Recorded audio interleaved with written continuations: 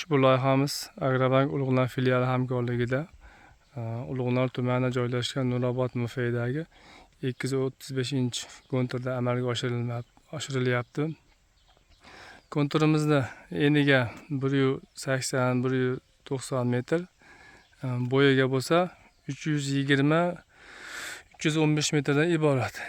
Yerimizda umumiy yer maydoni 15 gektardan iborat. Bu yerlarga ham pomidor ekiladi. Pomidorlarimiz issiqxona usulida parvarish qilinadi. Hozirgi kunda pomidorlarimiz gullab, mevalash jarayonida. Parvarish qilish davri 60-70 kundan iborat.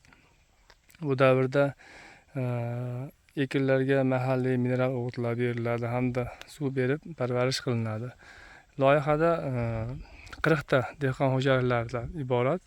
Har bitta dehqon xo'jaliklariga 30 sotixdan yer to'g'ri keladi. Loyihani samarali amalga oshirish maqsadida Nurobodda agroxizmat MChJ biriktirilgan.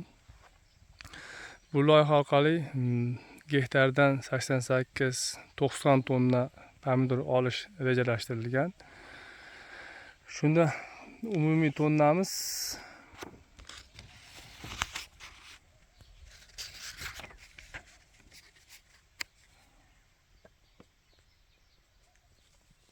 1000 tonnadan ziyodroq bo'ladi. Kelgusida dehqon xo'jaliklar yerlarini kengaytirib, bularda daromadini oshirish maqsadidamiz.